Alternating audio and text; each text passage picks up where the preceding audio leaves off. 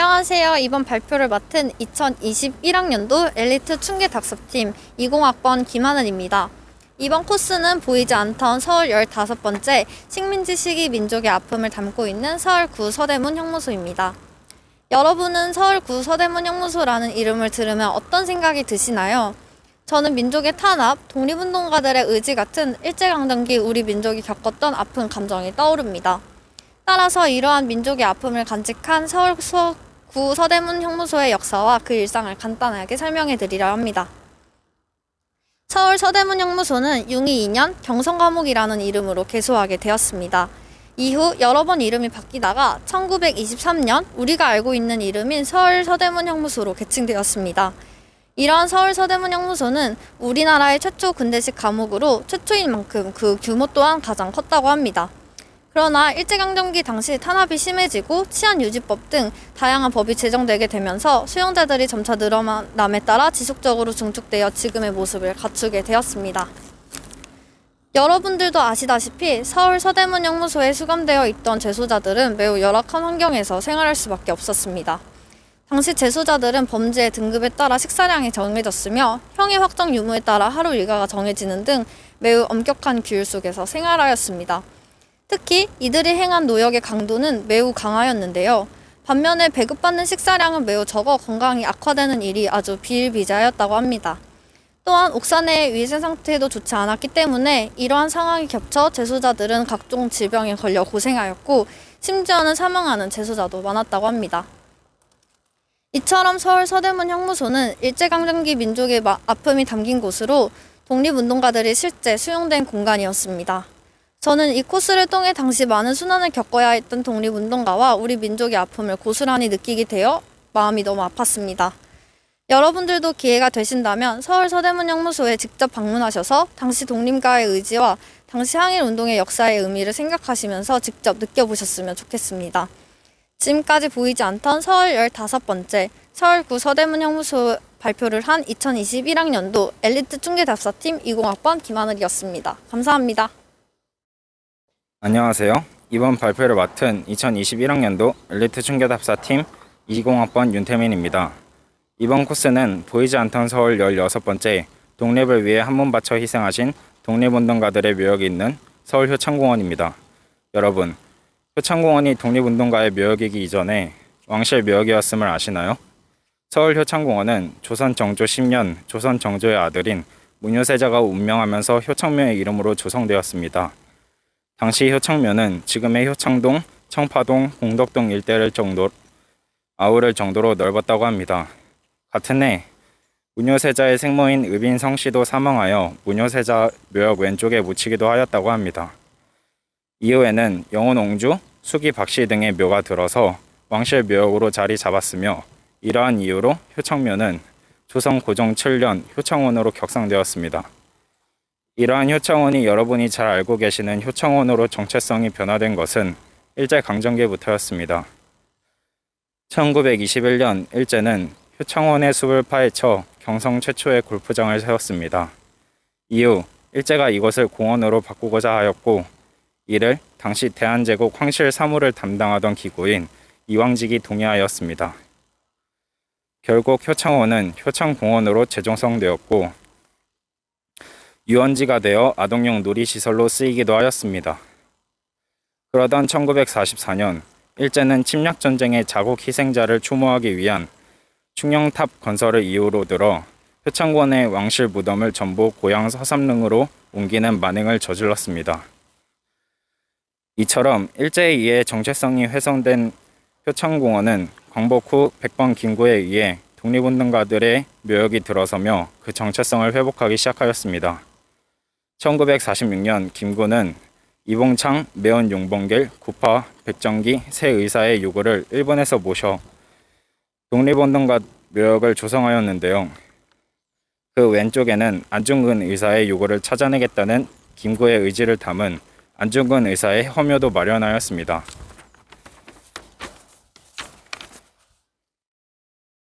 이후에는 대한민국 임시정부 주석이었던 이동영과 비서장 차이석의 요구이 안정되었고 임시정부 국무부장을 지낸 청사 조성안도 안정되었습니다. 마지막으로 안도희의 총탄에 서거한 100번 김구도 유언에 따라 효창공원에 안장되었다고 합니다. 여기서 특히 이동영과 관련해서는 제가 읽을 거리에 써놓았으니 궁금하시다면 그 부분을 확인해 보시면 좋을 것 같습니다. 이렇듯 효창공원은 처음에 왕실 묘역으로서의 정체성을 가지고 있었으나 일제강점기를 거치며 왕실 무덤이 옮겨지는 등의 상처를 안고 있었습니다. 하지만 그 자리에 독립을 위해 몸바친 독립운동가들의 묘역이 조성되며 효창공원은 대한민국 임시정부 묘역이라는 새로운 정체성을 가지게 되었고, 이 덕분에 우리는 효창공원을 통해 독립운동가들을 직접 뵙고 기릴 수 있게 되었다는 점을 기억했으면 좋겠습니다. 지금까지 보이지 않던 서울 16번째 서울 효창공원 발표를 맡은 2021학년도 엘리트 춘계답사팀 20학번 윤태민이었습니다. 감사합니다. 안녕하세요. 이번 발표를 맡은 2021학년도 엘리트 춘계답사팀 팀장 대행 18학번 정진환입니다. 이번 코스는 보이지 않던 서울 17번째 한민족 국가 건설의 염원을 담은 서울 여운형 묘소입니다. 여운형은 일제강점기 독립운동가이자 광복 이후에는 조선 건국준비위원회 등을 조직한 대중정치가입니다. 그가 본격적으로 독립운동에 나서게 된 계기는 1918년 상해에서 열린 찰스 크레인의 연설이었습니다. 당시 우드로 윌슨 대통령의 특사로 상해로 온 찰스 크레인은 그곳에서 민족 자결주의를 발표했으며 여기에 여운형이 큰 감명을 받았던 것입니다. 따라서 그는 곧 자신과 함께 독립운동을 준비하던 김규식을 파리 강화회의로 보내 독립청원서를 제출하도록 하여 조선의 독립염원을 전 세계에 알리려고 하였습니다. 천재는 어떠한 일을 실행할 때 한 가지의 목적만을 가지지 않는다고 하죠. 여운형의 국가 선전 활동 역시 또 다른 목적을 가지고 있었습니다. 조선의 독립염원을 전 세계에 알리는 것 또한 역시 중요했지만 그가 이러한 행동을 한 것은 당시 조선의 독립을 도와줄 우방을 찾기 위함이기도 하였습니다. 따라서 미적지근한 반응을 보였던 미국이나 영국과는 달리 직접적인 지원을 약속한 소비에트 연방공화국, 이하 소련이 그에게 있어 든든한 우방으로 느껴졌을 겁니다. 물론 그가 평소에 마르크스 레닌주의를 사상적 기반으로 했던 이유 역시 크게 작용하였을 것이고요. 여하튼 그는 이 인식을 바탕으로 1922년 모스크바로 넘어가 극동인민대표회의에 참가하였고 그곳에서 레닌과 만나 자신의 독립 노선에 대한 지지를 얻어냈습니다. 이렇게 활발히 국제활동을 진행하던 여운형은 1929년 일본 경찰에 의해 체포당하고 맙니다. 그는 3년간의 옥살이 끝에 출소하였는데요. 옥 밖으로 나온 그에게는 수많은 단체에서의 참가 제의가 쏟아졌습니다. 이는 아마 파리 강화회의나 극동인민대표회의 등의 참가와 같은 그의 국제적 선전 활동이 당시 조선 청년들에게 큰 인기를 얻은 데 따른 것으로 보입니다. 이를 바탕으로 그는 조선 중앙일보사 사장이나 조선체육회 이사 등으로 취임하여 이에 부응하였고 조선 독립이 가시권으로 들어온 1944년에는 조선 건국 동맹을 조직하며 그는 그냥 독립운동가가 아닌 차세대 지도자로서 발돋움하게 되었습니다. 그의 건국 동맹은 1945년 광복과 함께 조선건국준비위원회로 개편되며 해방 이후 국가 건립이라는 지상 과제를 훌륭히 실행해낼 것으로 보였지만 이는 곧 우익의 이탈, 좌익의 장악이라는 결과가 뒤따르면서 좌우의 균형을 잃은 상태에서 새 나라를 건설하고자 했던 여운형의 취지와는 멀어졌습니다. 동시에 모스크바 3상 회의에서 한국에 대한 신탁 통치가 결정되면서 좌우익 간의 마찰은 극에 달했고 이에 따라 여운형은 좌우 합작 운동을 전개하여 그 상황을 타개하고자 했습니다. 하지만 중도라는 위치가 주로 겪는 문제인 양측에 대한 소외를 여운형 역시 피할 수는 없었고 결국 이는 지지부진하다가 그가 1947년 암살당하면서 실패로 돌아가게 되었습니다. 이러한 그의 장례는 1947년 피살 직후 국가 단위로 치러졌고 강북구 우이동에 그의 묘를 조성하였습니다. 이후 그는 공로를 인정받아 건국 훈장 중 대한민국 장에 추서되었으며 그의 묘인 서울 여운형 묘소는 국가등록문화재 530호로 지정되었습니다. 마치면서 대한민국은 민주공화국입니다. 6.25 전쟁을 통해 동족 상잔의 아픔을 겪었고 그 아픔 위에서 건설된 국가입니다. 그렇기 때문에 공산주의를 기조로 하여 자신의 의지를 천명했던 여운형의 모습이 낯설거나 혹은 부담스럽게 다가오실 수도 있겠습니다. 그렇지만 제가 뒤에서 인용할 그의 말을 되새겨 보신다면 그의 정치적 사상에 의해 자칫 가려질 뻔했던 그의 궁극적인 염원을 살펴보실 수 있으리라 생각합니다. 개인적으로는 마르크스주의를 신봉하지만 한국에서는 계급투쟁을 해서는 안 된다.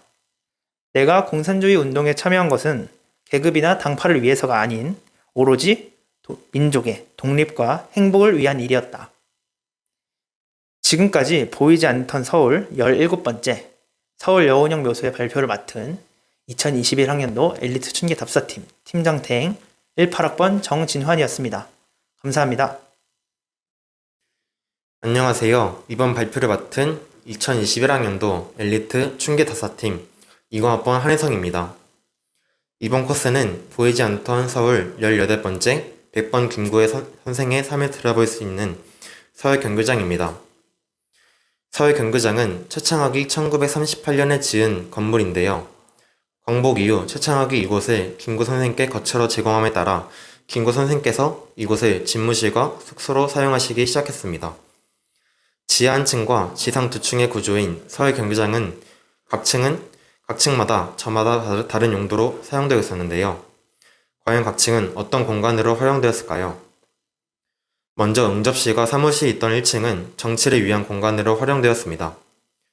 응접실에선 대한민국 임시정부 국무위원회 회의가 개최되는 등 대한민국 임시정부의 회의 장소로 쓰였고, 사무실은 대한민국 임시정부의 대외관계를 담당했던 부서인 선정부가 사용하였습니다. 이처럼 서울 경기장의 1층은 대한민국 임시정부의 별관이라고도 할 수 있을 정도로 정치적으로 활용된 공간이었습니다. 이와 반대로 2층은 김구 선생의 사적 공간으로 활용되었는데요. 2층은 김구 선생께서 사용하셨던 집무실과 침실, 서재 등으로 구성되어 있었습니다. 김구 선생께서는 집무실에서 많은 시간을 보내셨다는데요.